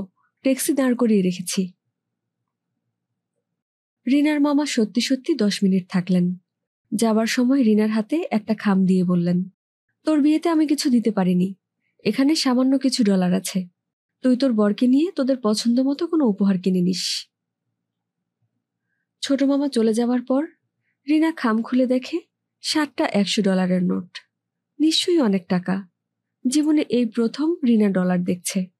সবুজ রঙের এই নোটগুলোর কি প্রচন্ড ক্ষমতা! সারা বিকাল রিনা ডলার ভর্তি খাম নিয়ে ঘুরে বেড়ালো। $700 ঠিক কত টাকা হবে তাও জানে না। জানতে খুব ইচ্ছা করছে। যত টাকাই হোক, সে একটা পয়সা খরচ করবে না, জমা করে রাখবে। শুধু শীতের আগে আগে টগর এবং পলাশের জন্য সুন্দর দুটো সোয়েটার কিনবে। গত বছর এদের জন্য দুটো সোয়েটার তার খুব পছন্দ হয়েছিল। এক একটা 450 টাকা করে দাম। তার বাজেটে ছিল 500 টাকা। তারেককে ভালো একজোড়া পামশু কিনে দিতে হবে। প্রতি বছর ঈদের বাজারের সময় সে পামশু দেখে বেড়ায়। জুতা পরে মচমচ করে খানিকক্ষণ হাঁটে। রিনার দিকে তাকিয়ে হাসি মুখে বলে, ভালো ফিট করেছে। দাম শুনে আর কেনে না। এই দুটো জিনিসের জন্য সে যা টাকা লাগে খরচ করবে, তার বেশি না, একটা টাকাও না। সন্ধ্যার আগে আগে তারেক ফেরে। আজ ফিরল না, তবে হাসান ফিরল। রিনা প্রায় ছুটে গেল হাসানের ঘরে। উৎফুল্ল গলায় বলল, কেমন আছো হাসান? হাসান প্রাণহীন গলায় বলল, ভাবি ভালো আছি। হাসানের নিষ্প্রাণ গলা রিনার কানে বাজল না। সে আনন্দ ও উত্তেজনায় ঝলমল করছে। আজ এত সকাল সকাল ফিরলে যে? একদিন সন্ধ্যা সন্ধ্যায় ফিরে দেখলাম, কেমন লাগে। কফি খাবে হাসান? কফি? আজ তোমার ভাইকে চমকে দেবার জন্য 1 টিন কফি কিনে এনেছি। এতটুকু একটা টিন, দাম নিয়েছে 80 টাকা। ভাবি, কফি খাবো না। আহা খাও, আমিও তোমার সঙ্গে খাবো। বেশ তো, খাবো। রিনা চেয়ারে বসতে বসতে বলল, হাসান, তুমি কি জানো বাংলাদেশে ডলার কত করে? তোমার কথা বুঝতে পারছি না ভাবি। $100 বদলে বাংলাদেশি কত টাকা পাওয়া যাবে? তুমি ডলারের খোঁজ করছো কেন? রিনা খিলখিল করে হাসতে হাসতে বলল, আদার ব্যাপারই তো, এই জন্য ডলারের খোঁজ করছি। কত করে ডলার তুমি জানো না? $100 3,500 করে পাওয়া যায় ভাবি। রিনা দ্রুত হিসাব করে নিল, 24,500। কি সর্বনাশ! ভাবি, বিড়বিড় করে কি বলছো? আমি কি বলবো তুমি বুঝতে পারবে না। দেখি তুমি হাত পাতো তো, চোখ বন্ধ করে হাত পাতো। আহা, হাত পাতো না। হাসান হাত পাতল। রিনা তার হাতে একটা $100 নোট দিয়ে বলল, এটা তোমার। ভাবি, ব্যাপারটা কি? আমি কিছু ডলার পেয়েছি, সেখান থেকে $100 তোমাকে দিলাম। তোমার টাকায় আমি কত অসংখ্যবার ভাগ বসিয়েছি। আজ সামান্য কিছু তোমাকে ফেরত দিতে পেরে আমার কি যে ভালো লাগছে, তা তুমি কোনোদিনও বুঝতে পারবে না। ডলার তোমাকে কে দিয়েছে? আমার ছোট মামা। আমি যখন ক্লাস 5-এ পড়ি, তখন তিনি দেশ ছেড়ে চলে যান, আর ফিরে আসেননি। তিনি আজ দুপুরে হঠাৎ বাসায় এসে উপস্থিত। যাবার সময় আমাকে $700 দিয়ে গেছেন। তুমি তো বিরাট বড়লোক ভাবি। বড়লোকের চেয়ে বড় কথা হলো, আমি কি যে খুশি হয়েছি তা তোমাকে বোঝাতে পারবো না। তোমার খিলখিল হাসি শুনেই বুঝতে পারছি। ডলারটা পকেটে রাখো হাসান। হাসান ডলারটা পকেটে রাখল। রিনা বলল, তোমার মুখ এমন শুকনো কেন? তোমার কি শরীর খারাপ? না। মন খারাপ? হাসান কিছু বলল না। রিনার গলার স্বর তীক্ষ্ণ হলো। সে চিন্তিত মুখে তাকিয়ে আছে। হাসানের যে মন এতটা খারাপ তা সে বুঝতে পারেনি। কেমন অদ্ভুত দেখাচ্ছে হাসানকে। সত্যি কিছু হয়নি? না। আমাকে বলতে পারো, আমি শ্রোতা হিসেবে ভালো। তোমার সমস্যা আমাকে শুনিয়ে লাভ হবে না। আমি কিছু করতে পারবো না। তারপরও শুনতে চাই। শোনাবার মতো কোনো সমস্যা হয়নি ভাবি। বান্ধবীর সঙ্গে ঝগড়া হয়েছে তিতলি বেগম? হাসান সামান্য হাসল। শার্টের পকেট থেকে সিগারেট বের করতে করতে বলল, না, ঝগড়া হয়নি।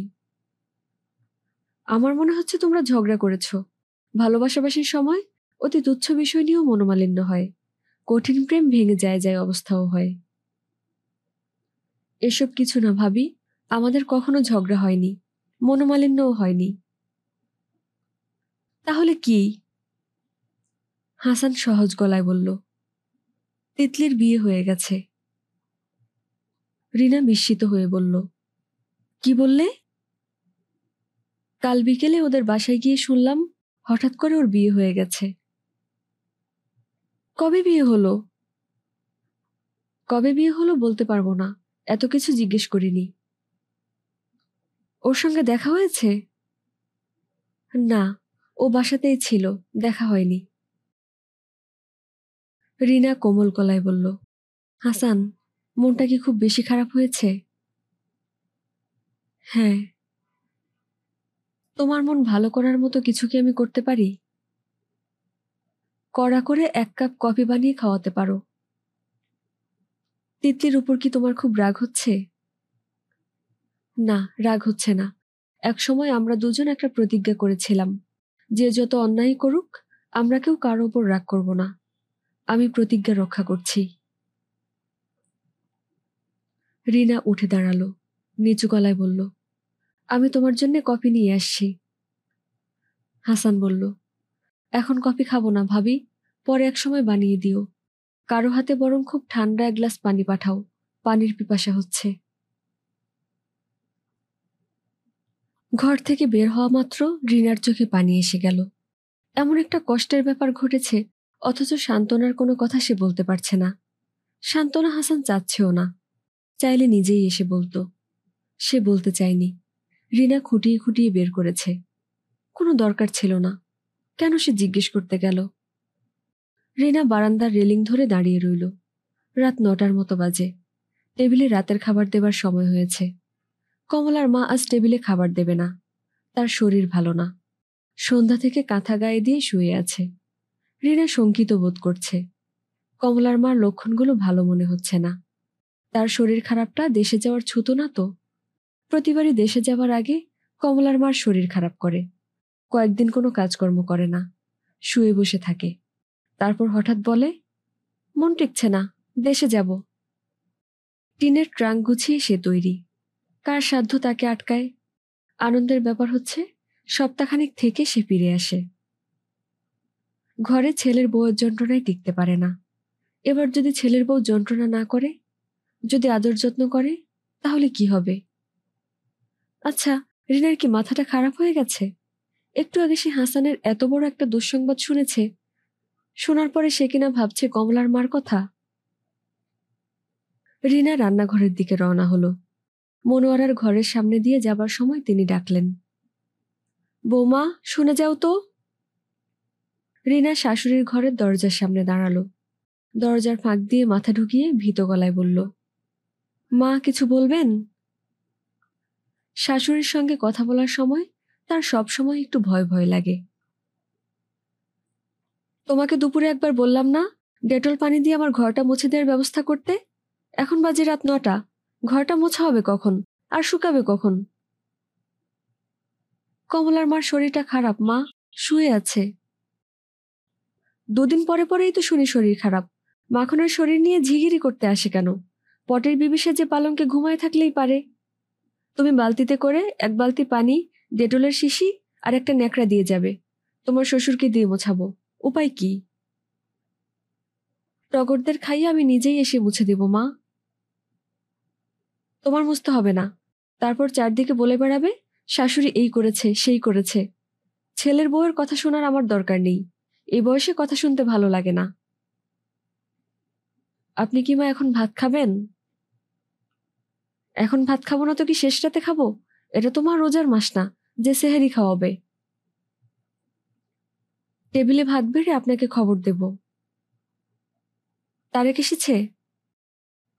জি না। এত রাত পর্যন্ত সে কোথায় থাকে? জানি না মা। জানি না মা বললে তো হবে না, জানতে হবে। পুরুষ মানুষ আর ছাগল, এই দুই জিনিসকে চোখে চোখে রাখতে হয়। কখন কি সে মুখ দেয় কিছু বলা যায় না। রাতে যেদিনই দেরি করে ফিরবে, মুখের কাছে নাক নিয়ে গন্ধ শুকবে। মদফদ খেয়েছে কিনা বোঝার একটাই বুদ্ধি। একদিন তোমার শ্বশুর কি করেছে শোনো। বাসায় ফিরেছে রাত 12টায়। দেখি মুখ ভর্তি পান, পানের রস গড়িয়ে গড়িয়ে পড়ছে। দেখেই সন্দেহ হলো, কোনোদিন পান খায় না, আজ হুজুর পান খাচ্ছেন কেন? মুখের কাছে মুখ নিতেই গন্ধ পেলাম। বললাম, গন্ধ কিসের? তোমার শ্বশুর বলল, জর্দা দিয়ে পান খেয়েছি তো, জর্দার গন্ধ। আমি বললাম, তুমি পানি খাও না, আজ একেবারে জর্দা দিয়ে পান, ব্যাপারটা কি? তখন দেখি হুজুর গাইগুই করে। একটু চাপ দিতেই আসল জিনিস বের হয়ে পড়ল। সে নাকি বন্ধুদের চাপে পড়ে অতি সামান্য হুইস্কি খেয়েছে। আমি বললাম, অতি সামান্যটা কত? হুজুর বললেন, 1 চামচ। আমি বললাম, কত বড় চামচ? ডালের চামচ না চায়ের চামচ? তরকারির চামচের 1 চামচ। আমি বললাম, 1 চামচ হুইস্কি যখন খেয়েছো, তখন 1 চামচ গু খেতে হবে। ঘু খেলে বমি হবে, পেটের জিনিস বের হয়ে আসবে।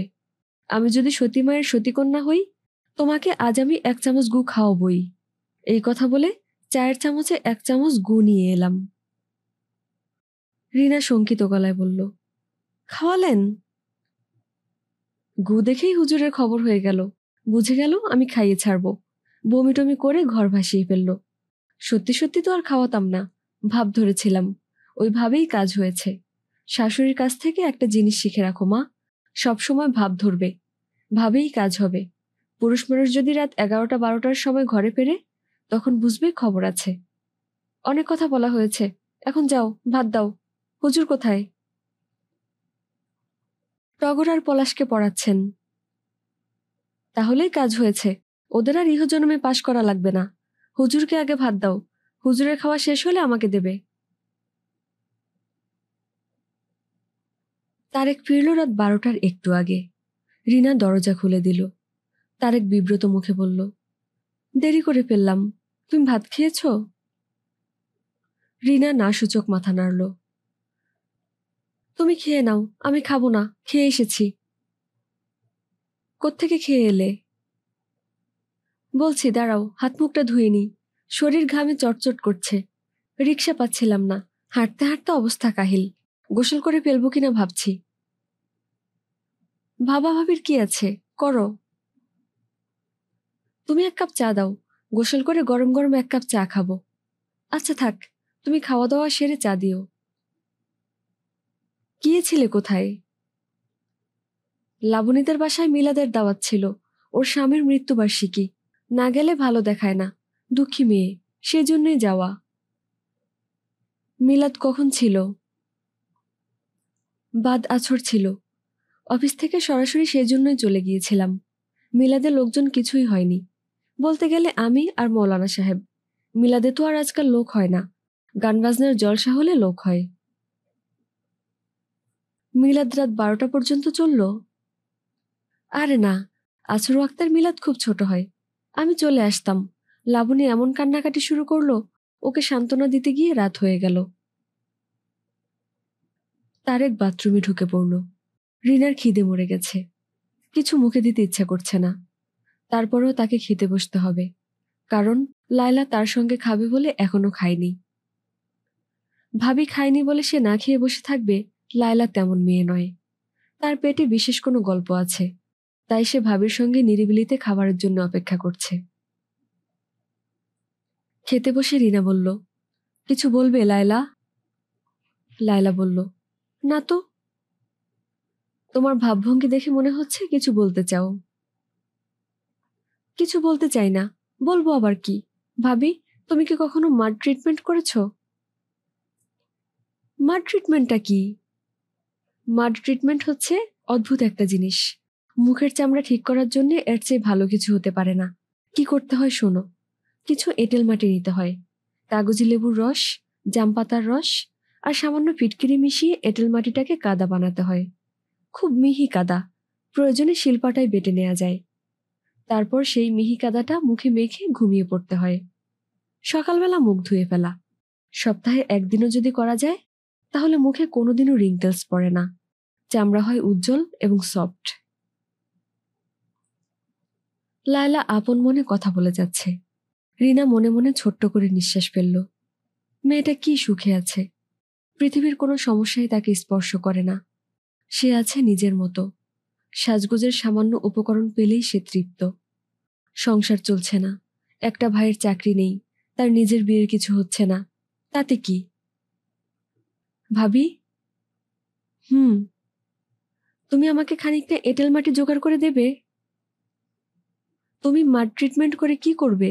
তোমার মুখের চামড়া এমনিতেই উজ্জ্বল। আয়নায় নিজেকে দেখো না? দেখি তো, সারাক্ষণই তো আয়নায় দেখি। আমার নিচে ঠোঁটটা ভাবি একটু বেশি মোটা, আর একটু কম মোটা হলে ভালো লাগতো। মোটা ঠোঁটের আলাদা সৌন্দর্য আছে। এটাও ভাবি ঠিক বলেছ। পুরুষরা মোটা ঠোঁট পছন্দ করে। মোটা ঠোঁটের মেয়েদের খুব সেক্সি লাগে তো, এই জন্যে। হাসান ভাত খাবে না, তার জ্বর এসেছে। রিনা গায়ে হাত দিয়ে দেখেছে, আসলেই জ্বর। বেশ ভালো জ্বর। রিনা খাওয়া শেষ না করেই উঠে পড়ল। রুচি হচ্ছে না। প্লেট ভর্তি ভাত রেখে উঠতেও কষ্ট হচ্ছে।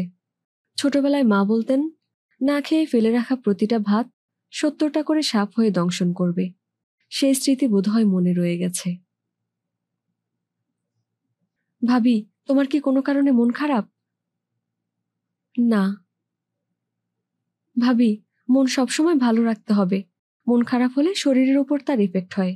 চোখের নিচে কালি পড়ে, মুখের চামড়া টামড়া চিমসে মেরে যায়, মাথার চুলও পাতলা হয়ে যায়। এই জন্যই কি তুমি কখনো মন খারাপ করো না? অনেকটা তাই। আমি দুশ্চিন্তামুক্ত জীবনযাপন করি ভাবি।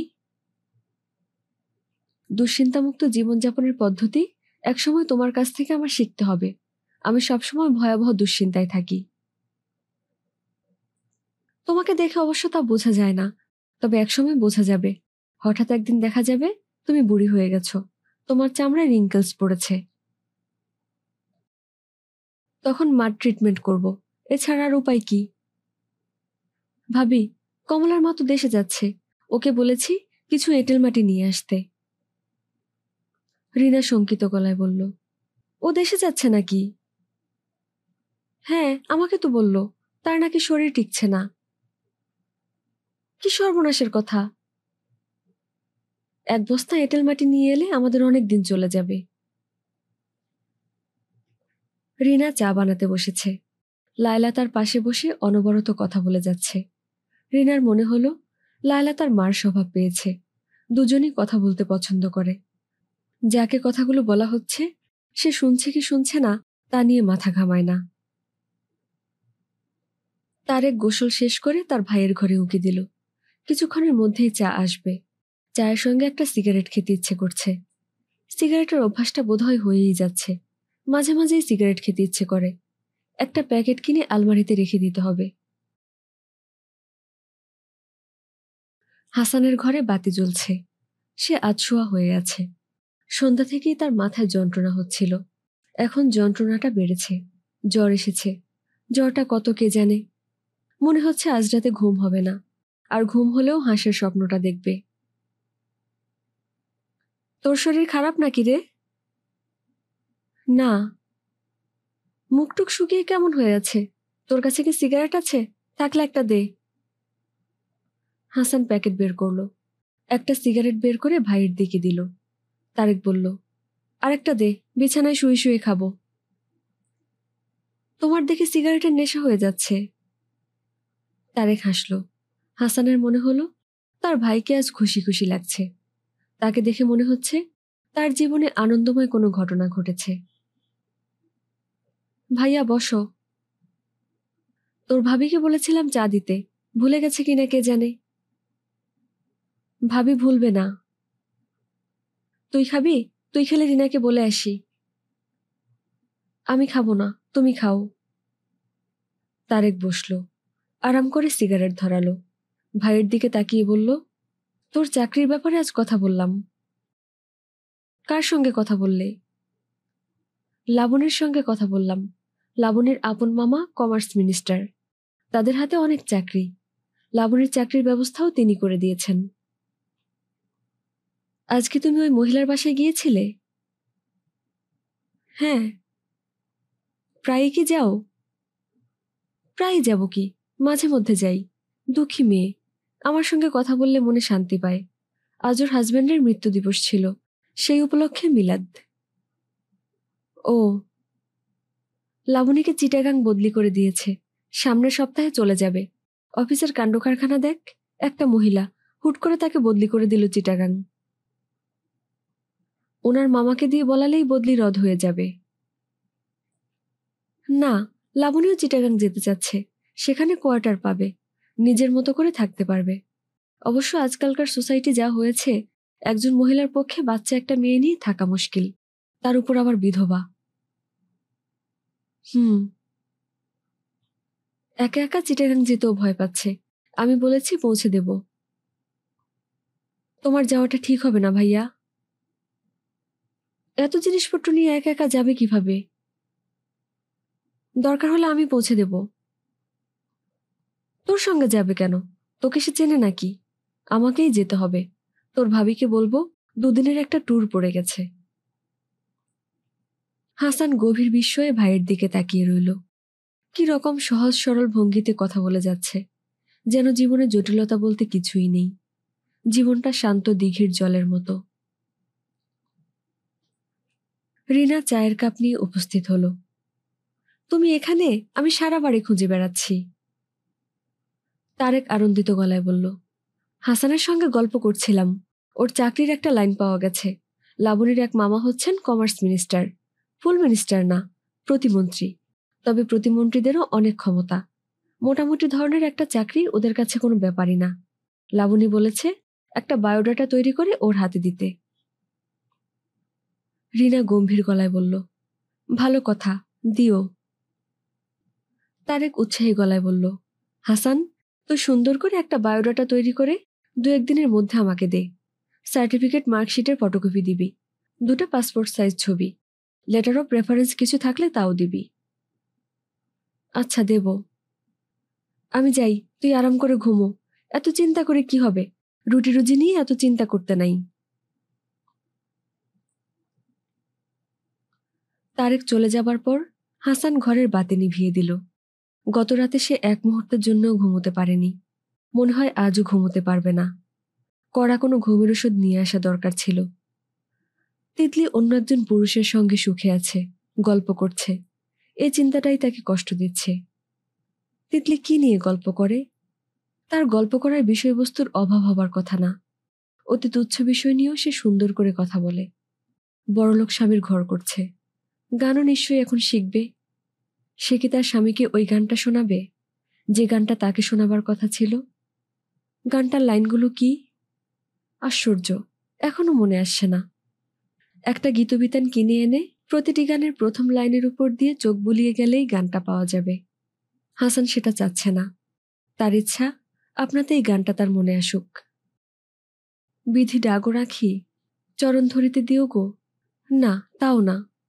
তাহলে গানটা কি? হাসানের মাথা দপদপ করছে। সে উঠে এসে কিছুক্ষণ বারান্দায় দাঁড়ালো।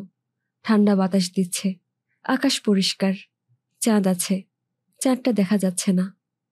ডান দিকের 7তলা বাড়ির আড়ালে ঢাকা পড়েছে।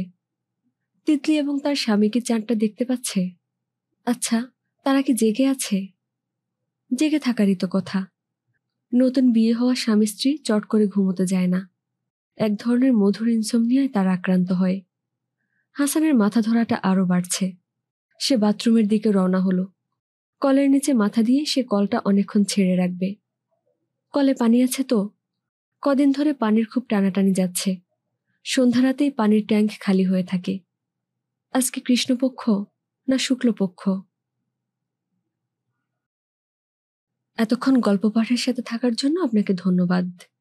ভালো লাগলে অবশ্যই লাইক, কমেন্ট এবং সাবস্ক্রাইব করতে ভুলবেন না।